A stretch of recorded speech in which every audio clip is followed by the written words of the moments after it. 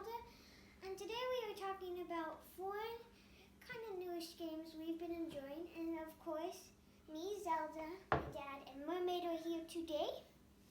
So. Oh, we have Mermaid joining us. Excellent. Start. So which game are we talking about first today, Zelda? Maybe let's talk about Kingswood. All right. Kingswood. Yes, this game. Well, we don't have to open everything up. We're just kind of talking about what we like and like. So Kingswood. This is the Kickstarter Royal Edition, but there's also I think it's available retail now. That's one thing I'll mention in the description. We'll put links down. Kingswood is by Henry Audubon with art by Tristram Rawson, who has done quite a bit of stuff. It's what do you like about it? What do we think about this game? I really like all the monsters are pretty cool because it has a bunch of monsters and stuff. Yeah. Because those, I like how you don't. Some games you have one character for the rest of the game, like your own meatball or something. But in this game, you just choose a guy in a location. Right. So in Kingswood, I guess I would classify it as worker movement. Only you're not moving your own workers. You have these guild members who are these adventurers who do not belong to anyone. You are guild leaders, and you're just trying to get the most renown for your guild. And so on your turn, you can control anyone you want, and they basically take an action at the location they're on and the location they move to. It's very simple. It's very lightweight. It's a really good family game. You have all the. It got some light resource management. You get coins, which you'll spend to do lots of stuff. You'll also pick up swords, books, and hearts, which you don't actually spend, but they exhaust. Go ahead. Sorry. You're technically just like an adventurer going to fight monsters, and you need all these resources to fight them. Like, say I have like a ghost, I might need a book and a heart to fight it. Right. So one of the things I do like, this is a good game. We've played it with, I don't think we've played up to 5 players. We've only played 4 players tops. We played a lot. We've played it several times, 3 players. We've played with the whole family at 4 players. We've had one of our friends come over and play a couple times. It's very easy to teach. It takes 30 to 40 minutes tops, maybe 45 if you've got all new players. Turns are very quick. Excellent little game that I highly recommend for if you're looking for some good family games. All the games we're showing today are games that I would consider family weight. Some of them a little bit more advanced than others, but they're all things that we play as a family. I would happily play them with just about any family, and they're way better than any of your classics like Monopoly or Sorry. And like the locations are all very neat because they all have a different ability every time you play. Right, so you're gonna start there's 5 common locations that all games will have, and then one special location gets mixed in, and so you just lay them out in a circle, and you just move around. There's forest is always at the bottom, which is where you fight. And then the special location can really mix it up. So you get a little bit of variability, but it's all very straightforward and easy to get to the table. And it does not take a whole night, so it's easy to cram in as an after-dinner game. Yes, so next let's talk about Marvel Universe. Marvel United. Yes, I always get the name mixed up. Yeah, so this one, this is a combination between Simon and Spin Master Games, who did Dice Masters. So this is the most easily available game we're talking about today. So what do we think of? Tell them about Marvel United, Zelda. Well, I think the minis are really cool. My dad's gonna paint them. Oh, you might help paint. Yeah, it's got these great little chibi style characters, which you probably can't see because we're very far from the camera, but maybe we'll take some pictures. And like the good guys, you can tell who's good and who's bad by the good guys.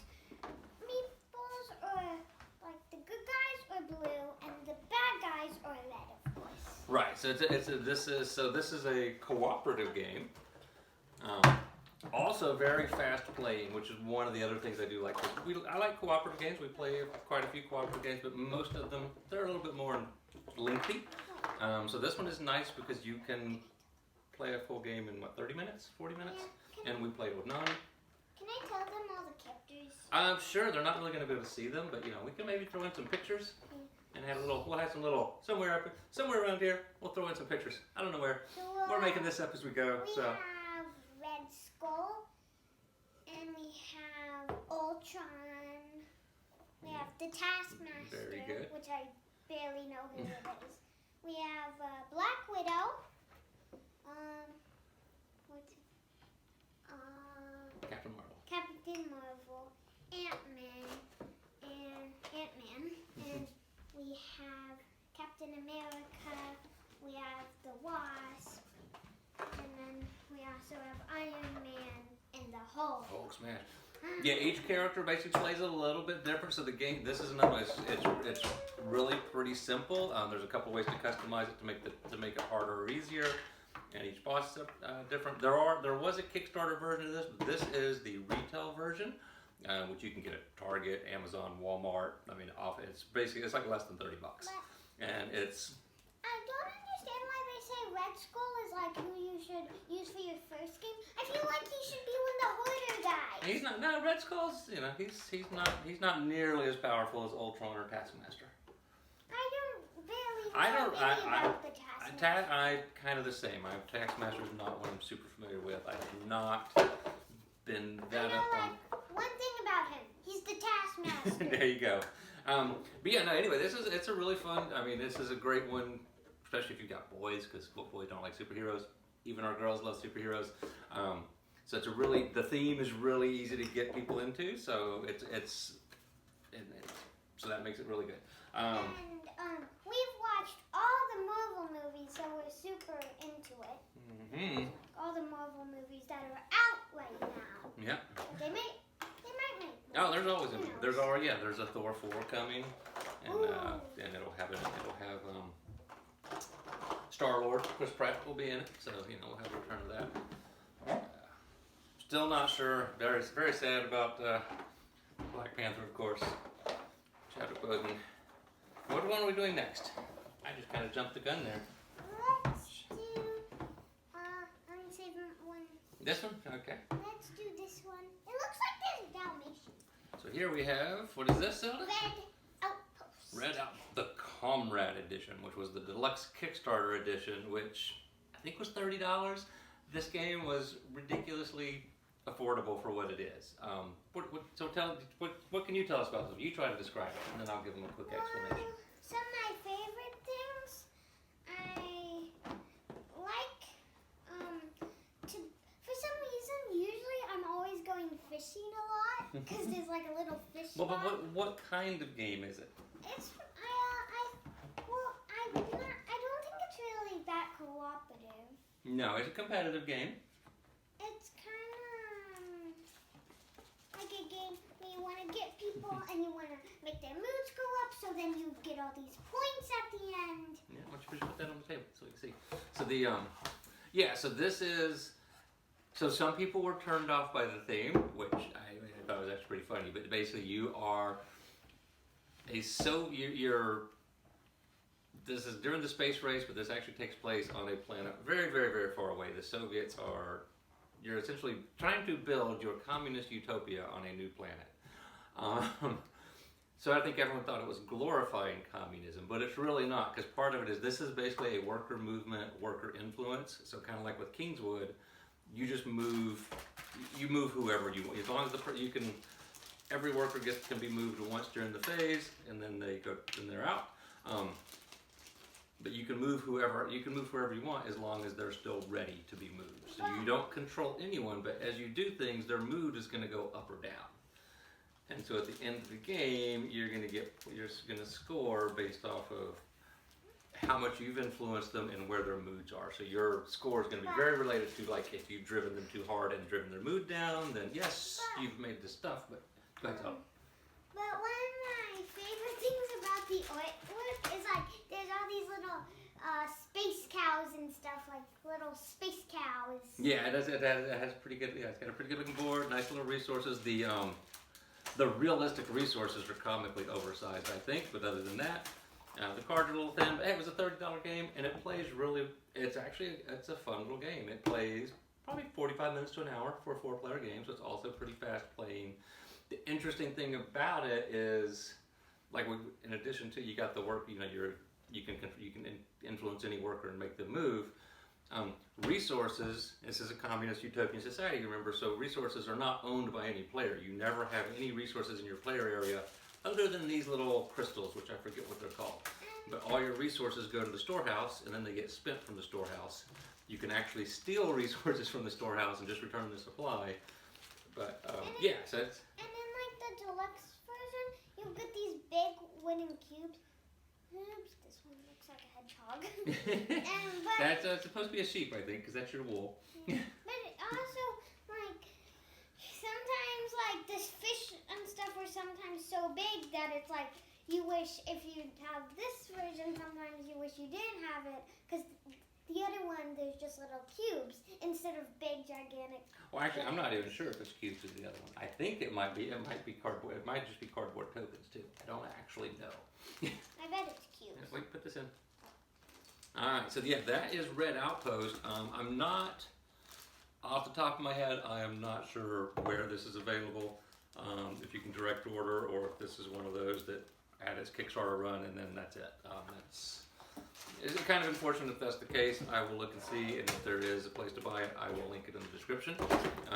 But it came out surprisingly solid. I mean, the only reason I backed it was just because it looked somewhat interesting, but also it was just so reasonably priced. I was like, the risk was low. And last but not least, we have it's our newest edition. Just came in the other day. Dragon Road. Or Almanac, the Dragon Road. So tell us about the Dragon Road, Zelda. So, can I tell them one of my favorite things? Sure, go ahead and tell them one of your favorite things. We will have to take some little shots and show them in the corner. There's this little adventure book here where you have like Come on the table so you can probably see it. all your locations and stuff. Lay it out.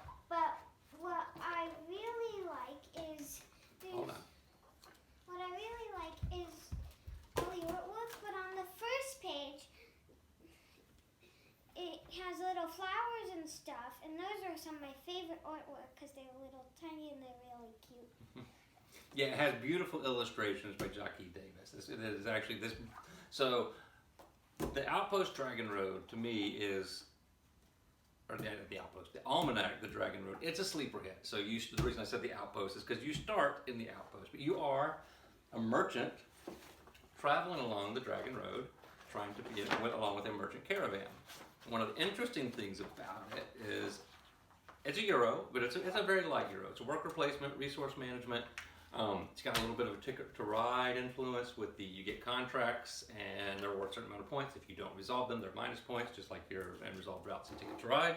But the cool thing is, now you have this branching storybook.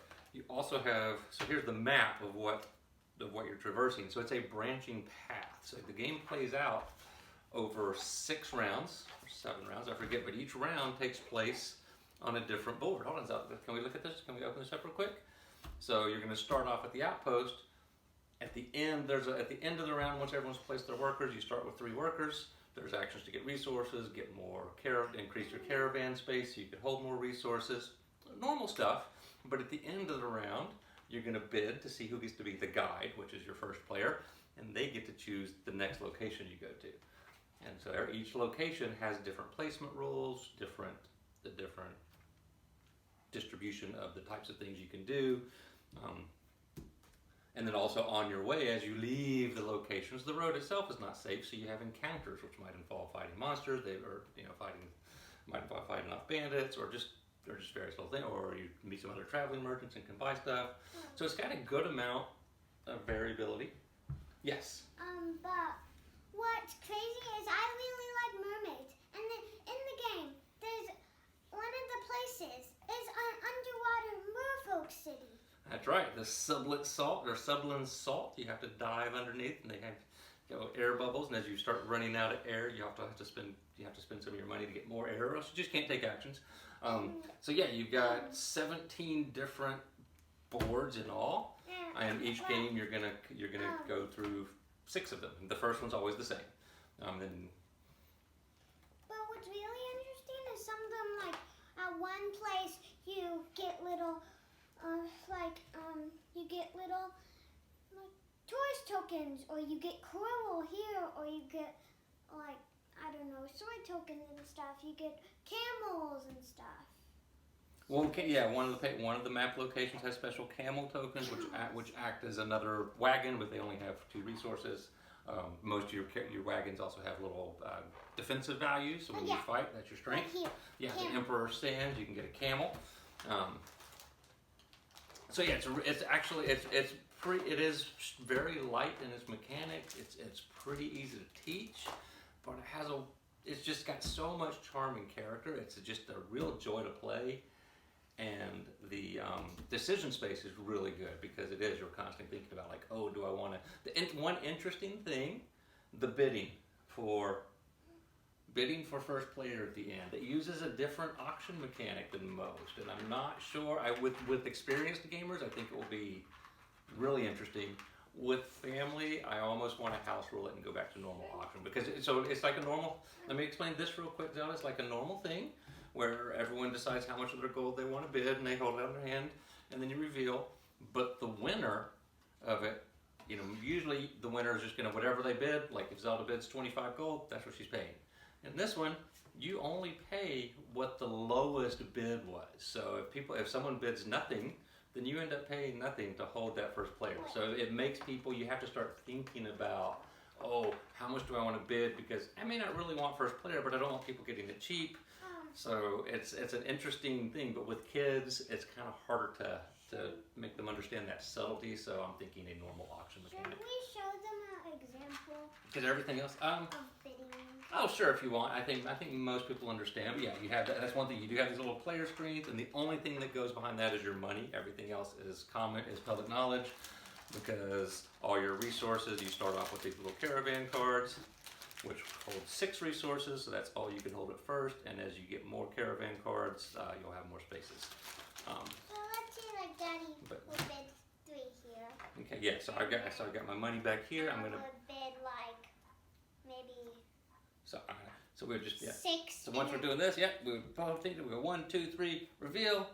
Oh, she definitely won, because I only bid 3 and she bid 6, but she only has to pay 3, because that's what I bid. Or if there was somebody else playing and they put it in like 1, then I would only have to pay 1.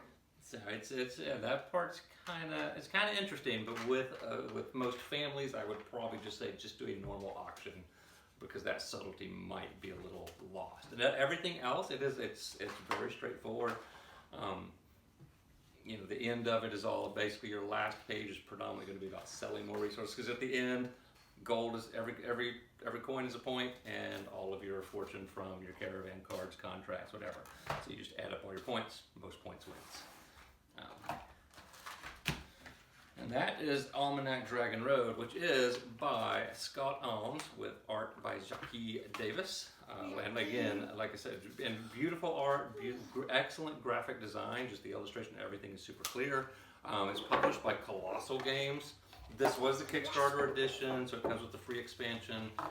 I know, so with Colossal, one of their big things is you can pre-order this right now directly from their site, or your local family game store might also have it as well, might be able to order it as well, or if they carry Colossal stuff, they'll have it, but you won't find it like super discounted on any online shops. Colossal's very, very strict about their pricing policies. It's like you pretty much never, so it should be the same cost regardless, which is the base game is $60, which is, possibly could be a pretty family game. You could consider that a little high. I think it's worth it. I think it's an excellent thing. It's a very good, very, very good game. It's probably my favorite. I like all of these games we talked about today, but this is probably my favorite of the bunch. If you have, it's 60 to 90 minutes. So when you've got a little bit more time, if we're wanting to play something a little bit quicker, then yeah, Kingswood is still a fine choice, as is Marvel United. I think this is probably my favorite choice. Yeah, you too? This is your top one too? This and Marvel United. I mean, we just got this, and we've already played it twice, but we just got it like 2 days ago. So we can't, maybe I don't have enough plays to give it a fully proper review. But, which one do you like? First to second to third to fourth? Okay, so we want to try to rank these in order from, well, for me it just depends, because there's different it depends on how much time you have, how much mood, what kind of mood you have. If we want a co-op game, well, out of these four, this is the only option. So that's my choice. If I had to rank these as far as games that I would be inclined to play with both my family and also maybe as a filler game with my other game group, I would probably go in this order. I would probably do Dragon Road would be my top pick because I do think there's enough of a decision space there that even gamers are going to enjoy it. It's more of a, might fall more into the filler category, but it's just so good. And then my next pick would be Red Outpost for playing with other gamers. And then I'm not sure, probably Marvel United. Kingswood is great, but I do think it is very, very light. I don't think I would even bother trying to play that. If I did it, I'd probably go in this order. The one we just talked about. Okay, so the Almanac. Story Map, Yeah. Almanac, and then Marvel Universe, second, and then Red Outpost, and then Kingswood. Okay. Good choices. But yeah, and really, the great thing, we're in this great time when there are so many good family weight games. Yeah, like Daddy has like 60 games backed on Kickstarter. More than that. Oh, yeah, that are still coming. But no, that's the one thing too, since I have been focusing more on building out the family games library, so now that one's getting a little out of hand. But we've gotten a lot of really good ones lately, and there will never be a game of Monopoly played in this house, ever. Because there's just no reason for it. There's so many great games now. Even I think Mancala is probably better than Monopoly. Well, but that's all. Mancala's actually old. Mancala's ancient. That's yeah. But I probably like that better than Monopoly. But I mean, I would go with, you've also got your great ones like King Domino and Azul. Even Here to Slay is a fun little card game and way better than, but all these four games, I think are very good, especially Almanac, I think is just excellent. All the others are, they're joy to play. Marvel United, I know you're going to be seeing lots of expansion content. There was a Kickstarter with lots of extra stuff. I did not do the Kickstarter because I didn't see the need to pay $150 on a family game. But you're going to see tons of content for that coming out for $30. It's a lot. I mean, just those minis alone are they're so cute. But can I tell them something? So on one of my kid podcasts, The Story Pirates, I heard one time this kid was talking on The Story Pirates, and she was like, sometimes in chess we lose pieces, so we have to use almond dice beads. We don't have any shortage of spare pieces in our house.